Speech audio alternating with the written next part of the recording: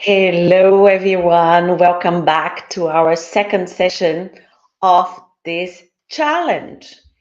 And today we will go back to the biases, the specific, the most important types of the well-known bias in the workplace towards women. And I want to go. Yesterday, I talked about all of them, which are the unconscious bias, performance bias, attribution bias, likability bias, maternal bias, and affinity bias. And today, I want to focus on the unconscious bias. And I want us to go back to the video from the LeanIn research. And because I thought that we were not able to see the video yesterday, some people were not able to see the video. So I believe it's an opportunity to watch the video again, and then we take from there. But before getting to the video, I want to repeat again what is unconscious bias, and in the video get more in depth on that. So unconscious biases are mental shortcuts that our brain use to make sense of the world around us. We all have unconscious bias, but by slowing down and becoming aware of them, we can reduce their impact in our decisions. Not all bias are unconscious, and unfortunately, it is still all too common for people to experience overt discrimination based on their race, gender, sexuality, disability, or other aspects of their identity. Let's watch the video now, and then we can discuss it a little bit further. Bear with me for a second. Share my screen here with you.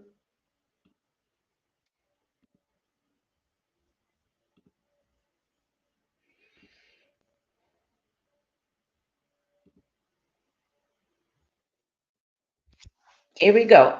Enjoy it. We all have unconscious biases. Our brains take in more information than they can process, so we rely on mental shortcuts to simplify the world around us, which means we rely on stereotypes. And let me be clear, we all do this. Sometimes those mental shortcuts are helpful. If an animal is running towards you in the woods, you don't stop to think whether or not it's a bear before you decide what to do. You make a snap judgment. But relying on snap judgments about people can be very harmful. Experts at Harvard developed what's called the IAT, or the Implicit Association Test, to better understand the biases we commonly hold. The results are eye-opening. 76% of participants more readily associate men with career and women with family, regardless of their own gender. And 75% of participants show a preference for white people over Black people. And this is even true for half of Black participants. Let those numbers sink in for a moment. It's hard to admit our biases. We don't want to see ourselves falling into these traps. But no one is immune from bias, which means we all have work to do. This video series will help you understand the common biases women face. But research shows that awareness is not enough. We need to internalize that gender biases are harmful and learn how to counteract them in real life. From challenging yourself to slow down and make more measured decisions, to speaking up when you see biased behavior in others, we need to commit to be part of the solution. It's not just the right thing to do, it's the smart thing to do. Employees on diverse teams are more committed and work harder. And companies with more women in leadership have more generous employee policies and produce better business results. We all benefit when we tap everyone's talents and ideas, and we all rise when women rise.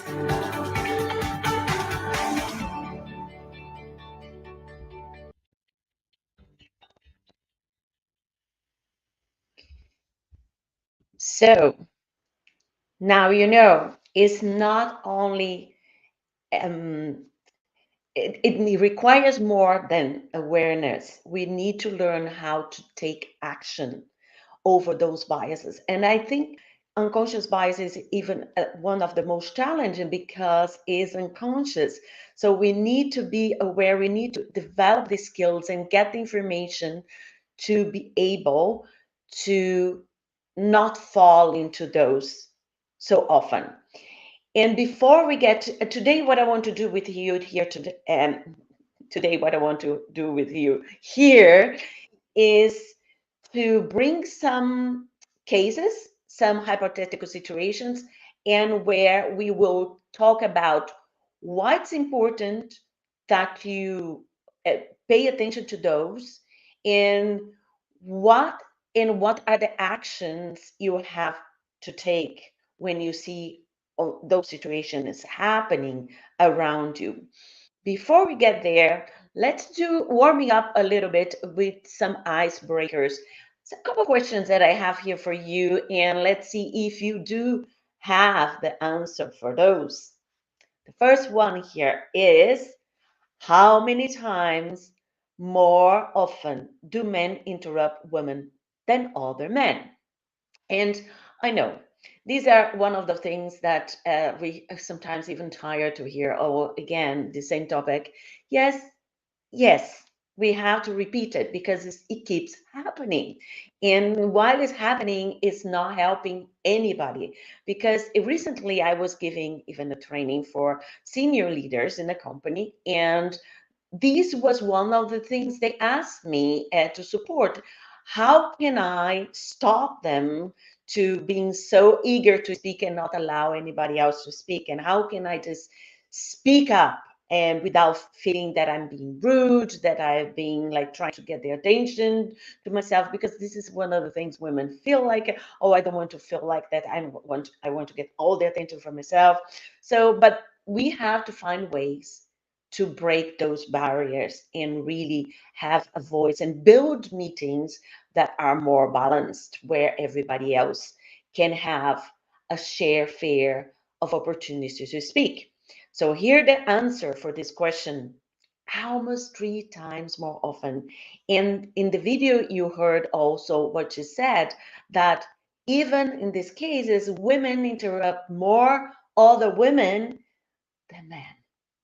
You see how we can fall into those traps without noticing? But once we notice, once we are aware of that, it's the first little step towards changing it. Another question. This is a long one. In a study of performance reviews, what percentage of women received negative feedback for their personal style, such as you can sometimes be abrasive, whatever that means? And what percentage of men received that same type of feedback? And this is another so common. Women who are more upfront, who are more an extrovert, or who have more self-confidence, with by all means and by all rights, sometimes are not filled and are not seen in a positive manner, even by other women. I was a couple of years ago called arrogant in a conversation, and I will share this experience with you in an article. Let's say that way would be better. But for me, it was a shock. But I took it as an opportunity to reanalyze my way of communicating and why that person, who was a man, told me that I was very arrogant. So leave this for the future. But here is the answer to this question. 66% of the women and only 1% of the men. So the typical one, we know about that when a man is like abrasive, upfront, they are considered confident, a leader in what it should be, and women get all the bad um, reports, no, like feedback and comments on their behavior. So these are things that we we do, guys, we need to be aware of it. And the change start from us observing that those situations and see if this is happening around me, what can I do? And we will discuss about this in the next part of this talk here. And I want to dive in now in some examples, some hypothetical situations which are very much real, that happens everywhere, and how we can deal with them. Okay? Brought three ones for you today, and this one is about meeting dynamics. And here's the situation. Let me go back. Here is the situation. In a meeting, a woman strongly disagrees with a man about how to approach a problem. He says, we can't talk about this anymore. She's getting too emotional. Wow, emotional even is one of the most, let's say, polite way of saying this in this situation, because I've heard all sort of things in those terms when some kind of situation like this arise. So why this matters? Why you should be attentive to this? Not only the women, but the men as well, because an environment, a work environment, a family, a friends environment with less biases is good for everybody. But here we are talking about biases at work for women. So why does this matter?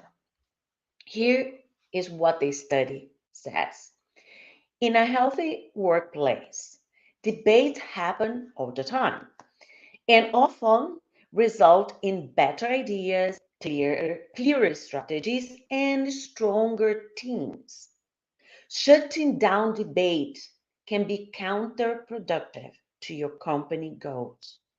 Plus, being tagged as overly emotional can diminish a woman's standing at work and send a message to other women that they shouldn't speak freely. And also, I add my part on this here. It's not like that, it's giving everyone else a sign that there's no really freedom of speech in that environment where your ideas probably will not be taken seriously by the other members of that meeting, of that team, and also by some of your colleagues who are maybe the ones who are interrupting or are making those kind of comments. So it is something to be aware of and to take it seriously. Next question will be what to do when something like this happens. Speak up.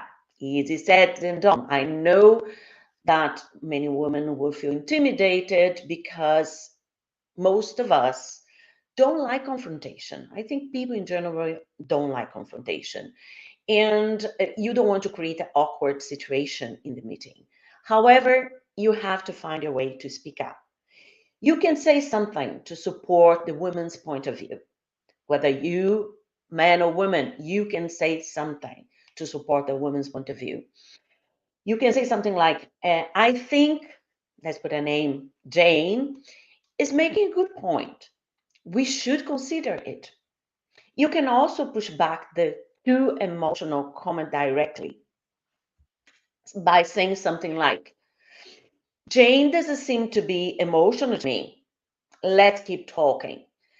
In other words, with this kind of comment, you are completely dismissing the other person's comment and indirectly saying, this is not relevant here, this is not important, we have other important matters to look at. And here I have a call to my fellow colleagues, male colleagues in the business and the professional environment. I believe you have seen me writing about allyship, sponsorship.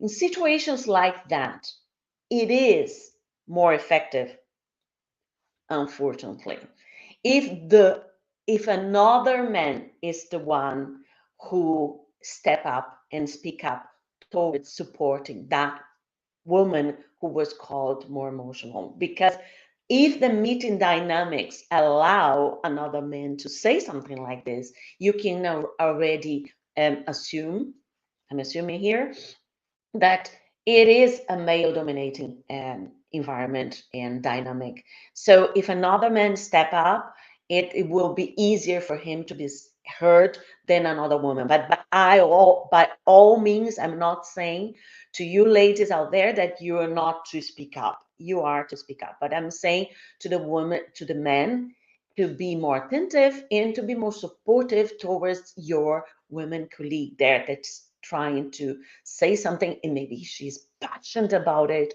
and your colleague there called her too emotional. And continue here, or you can help your team to get back to the basics. You can say something like, we are all just trying to come up with the best approach. Let's continue this conversation so we can land on the right solution together.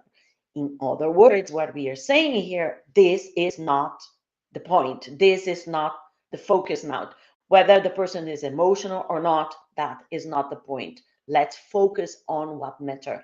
Those comments don't add anything to this meeting. So that is all you're saying in between lines of this kind of one's answers.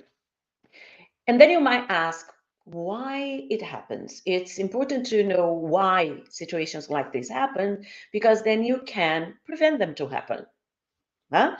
So why it happens?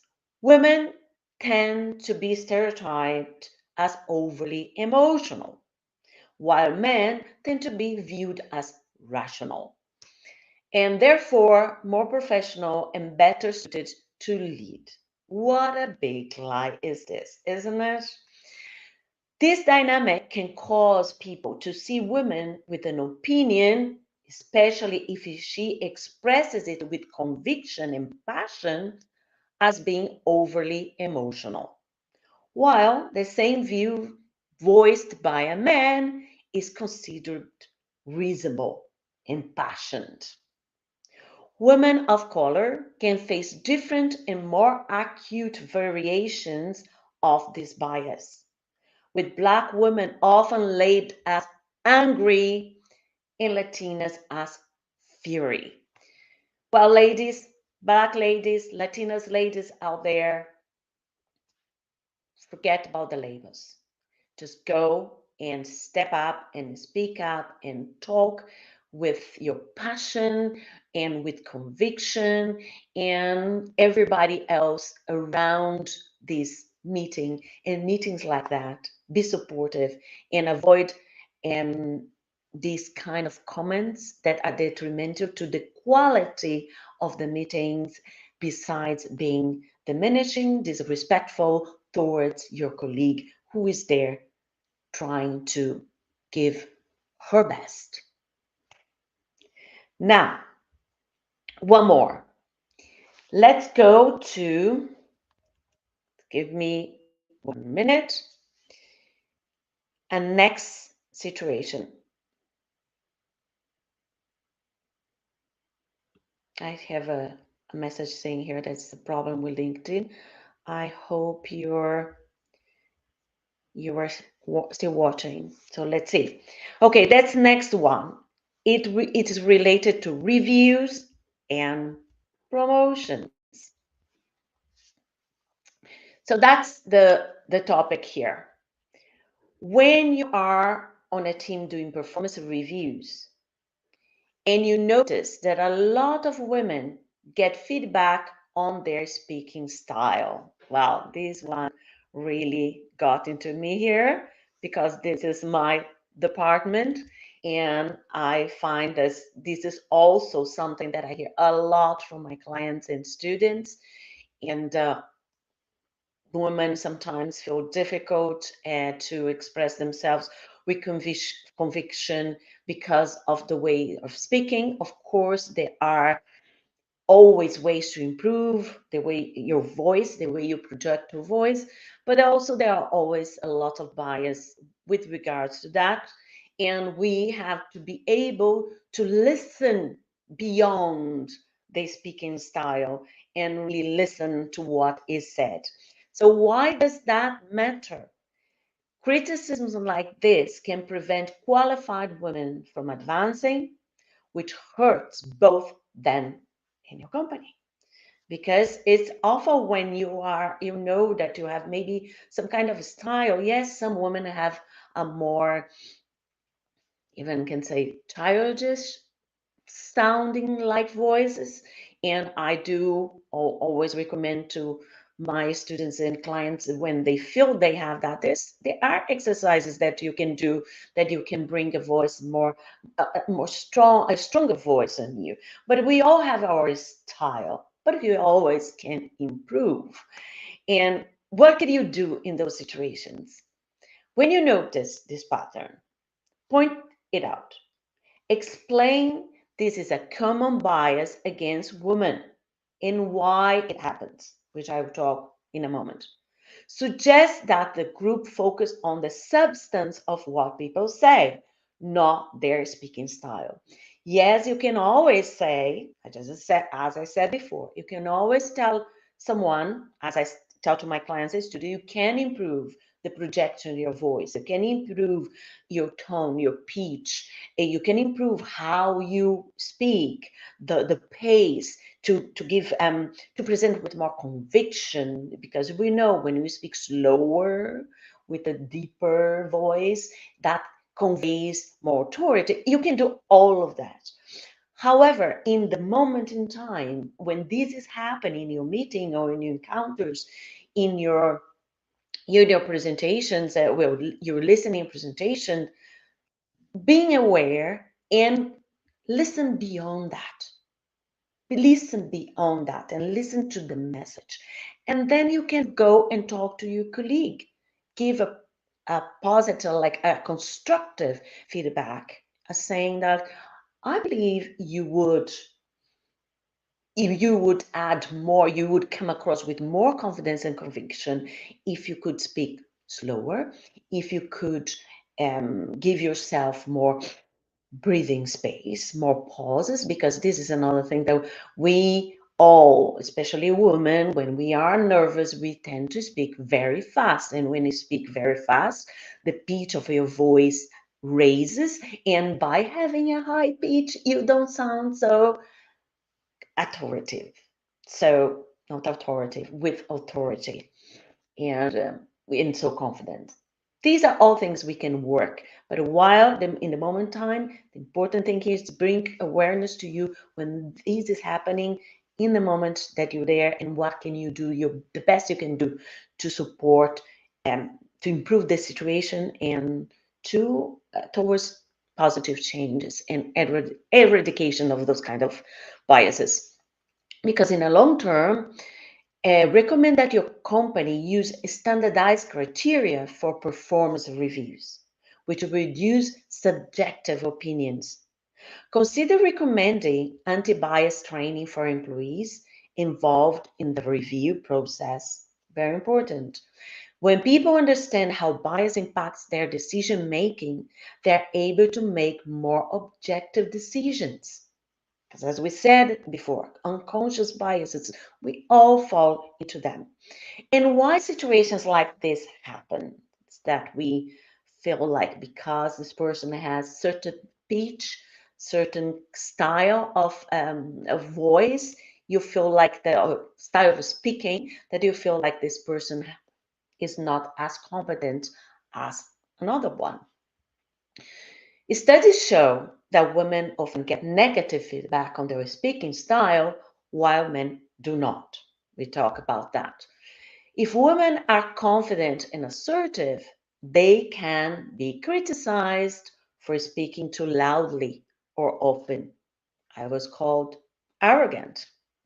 But if they are quieter, they are more likely to be told that they need to speak more confidently and assertively. So, how do you win this equation? For some groups of women, no matter how they speak, people project stereotypes onto them. Asian women are more likely to be criticized for being too quiet, while Black women Latinas are more often labeled angry and loud. So as you can see here, ladies and gentlemen, it's very difficult to win this equation. This is why awareness is important, but then action. Next, and the last one for today, also in meeting dynamics, here we go. The situation is you are in a meeting and a woman colleague is spoken over or interrupted. Well, I left that for the end because this is the most common one, and here why it matters. I said before, I repeat again. If women's ideas aren't heard, it can make it harder for them to be perceived as key contributors, which can harm their career progression. When teams miss out on women's insight, it can also mean your company is missing out. Teams that foster diverse points of view often have better ideas and get more done. And here I take the opportunity to share something that happened recently when I saw an event where in certain category of speaking, which was storytelling, there was only men. And I wrote I had the communication even with the event manager, which was a lovely man. Let's be clear on that. I was not the angry Latina, okay? I just pointed out that I felt that I was not represented there. And this falls also into this because if you don't see a balanced, a diversity, because if I'm not allowed to speak, I become invisible, right? And then you don't see, hear my voice out there. And it's the same, then you don't see women representation in several areas because unconsciously in your own bias when creating an event or a presentation, you have all those men, great, amazing storytellers in this case, that you have seen around. And as you don't see too many women, so you don't even think about them. And this is my point. It comes with the speaking and the seeing. We have to open this space to be more diverse, but also more inclusive. And we have to fight against our own biases when we are choosing. And we know that about those invisible curtains for invisible curtains in the musicians auditions when they put curtains now to hear the music without knowing who is playing, and that also increased the number of female women musicians to be hired. So you see, there are ways of deal with this situation, but the problem is we have to be aware because if you're not aware, then we keep having events with only men speaking. So what to do when a woman gets interrupted? Speak up. Easy said than done again, but we have to get started. And if you need support, I'm here to help you to speak up. You might say, I like to hear the rest of Jane's thoughts. Or, Jane raised an important point. I like to consider further before we move on. See, when you are a meeting leader, that is another point here. That's your responsibility. As someone organizing a meeting, you have to have an agenda. Hello. I cannot tell you how many meetings I've been. There was not a clear agenda with not a clear goal. So what is this? This is just a friends party or just everybody talking over each other, because if there's no guidance, there's no thread line, there's not a clear specific goal. With the meeting today, we want to achieve this, or with the meeting today, we want to have the solution for this and this and that. So we don't know where you're going. But when you there organizing a meeting, also managing the participation of everybody in the meeting to have a fair participation is also your responsibility.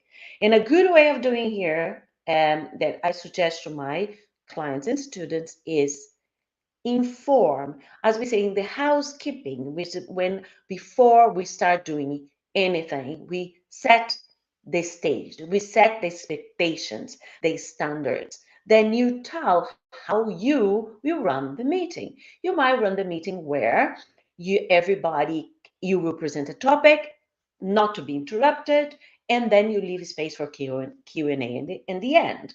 Or you decide to run a meeting where you can interrupt me anytime by raising a hand instead of just speaking up.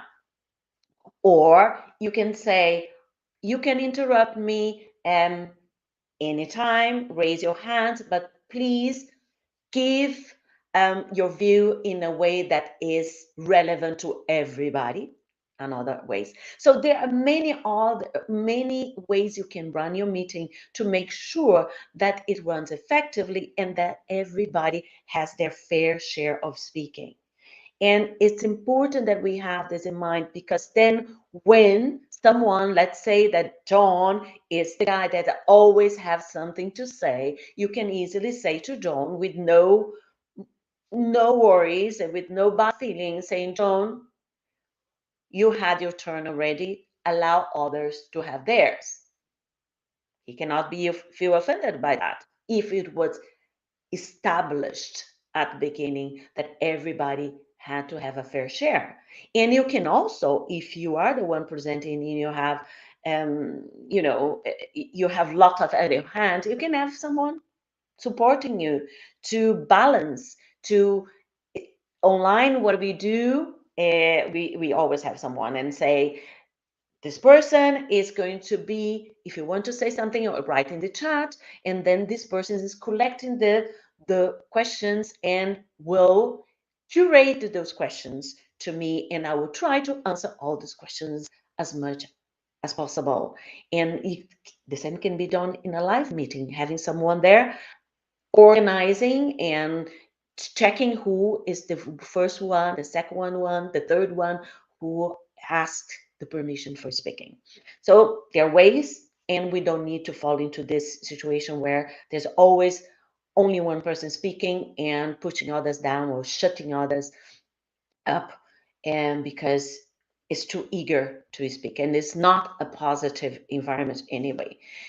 And as I said, if you're leading a meeting, reduce interruptions by following an agenda and asking people to contribute in a structured way. You might say, let's go around the room and get everyone's idea. You can also invite individual women in the room to contribute their opinions. And why this happens, I think you can guess from what I shared with you before, but here it is. People tend to value women's contributions less than men's. Let us think. One way this plays out is in meetings, where women, and in particular women of color, are interrupted more often and gets less time to speak than men do. So I believe you have lots to digest for today. We'll come back tomorrow with more, where we will talk about another bias, which will be, let me see here, performance bias. Yes. And I hope this have given you some awareness. I'm sure most of you, the majority of you watching this have been experienced this, but that this have been giving you some actionable steps on what to do when you see yourself in those situations. And let's continue tomorrow, because we have lots of work to do and we have 28 days ahead of us. Thank you for being here with me, and I am looking forward to see you tomorrow again. Bye for now.